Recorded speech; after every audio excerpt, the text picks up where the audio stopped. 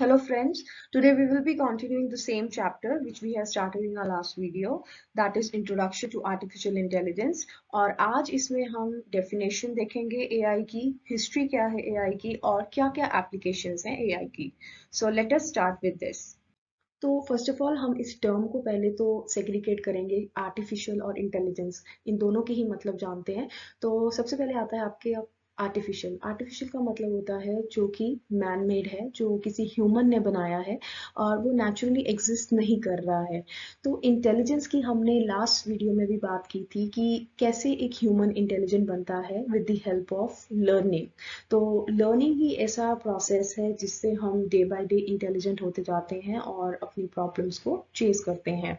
तो यहाँ पे artificial intelligence is basically a field of science जहाँ पर हम किसी सिस्टम को, कंप्यूटर को या किसी मशीन को इंटेलिजेंट बना रहे हैं ताकि वो बिल्कुल ह्यूमन की तरह सोच सके, परफॉर्म कर सके।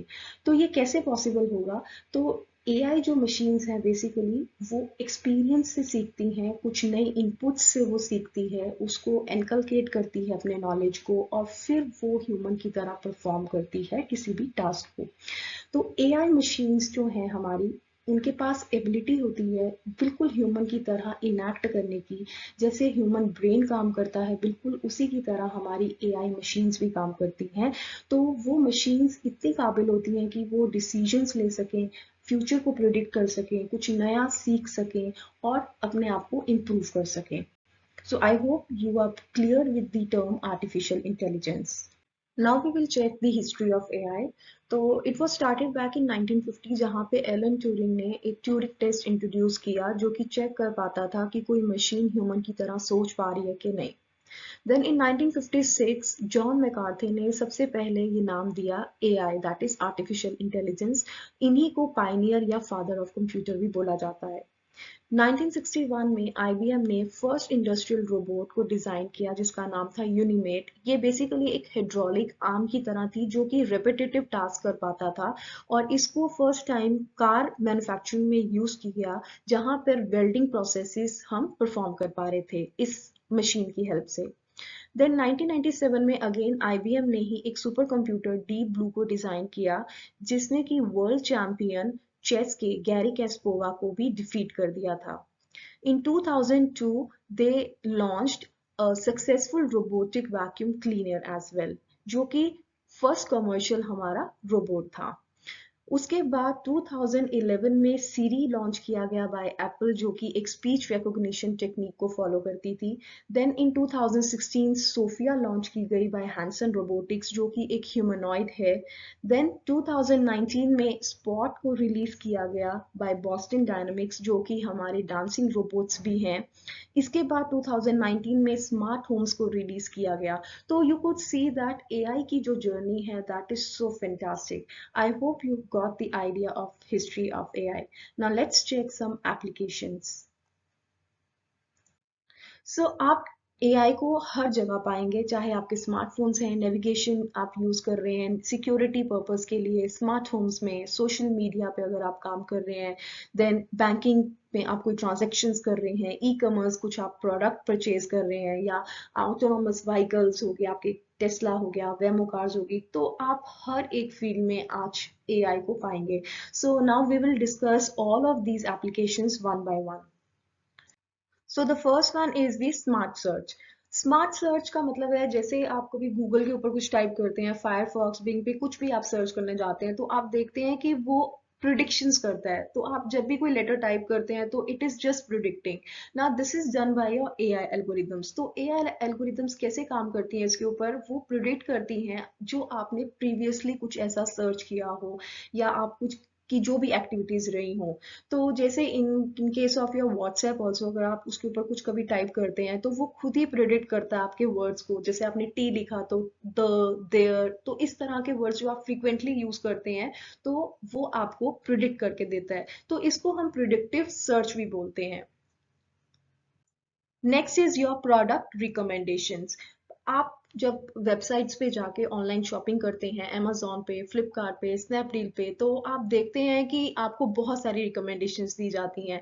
तो अगर आप सपोज करिए एक बुक परचेज करने जा रहे हैं तो उसके साथ आपको कुछ और भी बुक्स उसी ऑथर की या उसी जोन की पर्टिकुलर जो आप सर्च कर रहे हैं अलग ऑथर्स की भी वो आपको रिकमेंडेशंस भेजता है।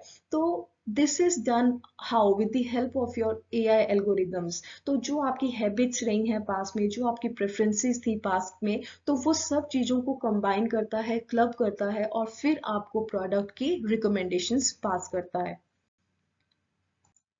Next is your fraud detection and prevention. जब भी कभी आप ऑनलाइन ट्रांजैक्शंस करते हैं तो आप देखते हैं कि आपको बैंक जो है वो कुछ अलर्ट सेंड करता है आपके फोन्स के ऊपर, ताकि आप जो भी ट्रांजैक्शन कर रहे हैं उसको वेरीफाई कर सकें। तो एआई एल्गोरिदम्स का यहाँ पे क्या काम है, वो कुछ अनयूजुअल जो ट्रेंड्स होते हैं, जैसे कि कुछ आपने सपोज करिए कोई ट्रांजैक्शन कर लिए थे, तो वो सपोज करिए आप डेली रूटीन में या फिर हर मंथ में 5,000 10,000 की ट्रांजेक्शन करते हैं। तो एक दिन आपने लेटर से 50,000 की ट्रांजेक्शन करनी चाहिए, तो एक टाइम के लिए जो एआई एल्गोरिदम है it is actually checking every time कि आप कितने कितने अमाउंट की ट्रांजेक्शन्स कर रहे हैं। तो वो जब चेक करेगा कि आज बहुत ज्यादा अमाउंट है, then it will find it as a unusual trend. तो वो क्या करेगा, वो आपको एक नोटिफिकेशन सेंड करेगा कि इज दिस अ रोबोट, या आपको कुछ कैप्चा फिल करने के लिए देगा, या जैसे आपको कोई भी साइन प्रिडिक्ट करने के लिए देगा कि जैसे आप देखते हैं ट्रैफिक लाइट्स हैं, सिग्नल्स हैं, या बाइसिकल को यहाँ पे पहचाने, ताकि वो चेक कर पाए कि ये ह्यूमन ही ट्रांजेक्शन कर रहा है, कोई रोबोट या कोई और तो नहीं इसकी ट्रांजेक्शन कर रहा है। तो यहाँ पर इसी तरह अगर कभी रिपीटेटिव फेलियर हो जाते हैं आपके लॉगिन्स के अंदर, तब भी जो एआई है वो कुछ ना कुछ लिमिट लगाता है ताकि आपका कुछ नुकसान ना हो। तो एआई एल्गोरिदम यहाँ पे कि क्या पर्पसेस हैं वो कंफर्म करेगा कि आइडेंटिटी क्या है, जो ट्रांजैक्शन कर रहा है वो सही पर्सन है कि नहीं है। सेकेंडली वो ब्लॉक कर देता है अगर वो देखता है कि बार बार अटेम्प्ट किए जा रहे हैं लॉगिन करने के लिए और वो फेल हो रहे हैं, तो वो टेम्परली आपके यूजर नेम पासवर्ड्स को, आपके सिस्टम को ब्लॉक कर देता है। देन वो आपको बोलता है कि आप अपने नियर बाय ब्रांच को जाके मैनेजर को मिलिए, उनसे कांटेक्ट करिए। या फिर अगर वो देखता है कि ऐसे कुछ अनयूजुअल ट्रेंड्स आ रहे हैं कि बहुत ज़्यादा अमाउंट की ट्रांजैक्शंस हो रही है, तो वो हायर अथॉरिटी को अलर्ट भी करता है। तो इससे होता क्या है, जो भी हमारे फ्रॉड्स होते हैं या फिर कोई भी टेररिस्ट एक्टिविटीज जो फंडिंग होती है, तो इससे भी वो डिटेक्शन हो जाती है इजीली। तो this is how AI is helping in a fraud detection and prevention. Now next is location and directions. You might be aware about Google Maps. आप सबने यूज किए होंगे to find out the best possible route to go from source to destination. तो AI यहाँ पे आपको किस तरह से हेल्प कर रही है? AI बेसिकली कंप्यूट करती है आपके टाइम को, आपके डिस्टेंस को, कि कितना हमें टाइम लग रहा है पहुंचने के लिए डेस्टिनेशन पे, कितने किलोमीटर्स हमें लगेंगे डेस्टिनेशन पे पहुंचने के लिए। साथ ही साथ ये आपको डिस्प्ले करती है आपकी ट्रैफिक कंडीशंस के बारे में, जैसे कि रेड का मतलब आपको सिग्निफाई करता है कि ट्रैफिक जैम है, ऑरेंज का मतलब है कि रोड बिजी है, देन ब्लू का मतलब है कि देर इज नो जैम, आप इजीली जा सकते हैं। और इसके अलावा वो आपको आपके प्रेफरेंसेस के बारे में बताती है। अगर if you are searching on the way कोई ईटरीज के बारे में, या पेट्रोल पंप, कोई मॉन्यूमेंट, या कोई आप मोटेल्स होटल्स को आप ढूंढ रहे हैं, तो it will also tell you about such things. Next is sentiment analysis.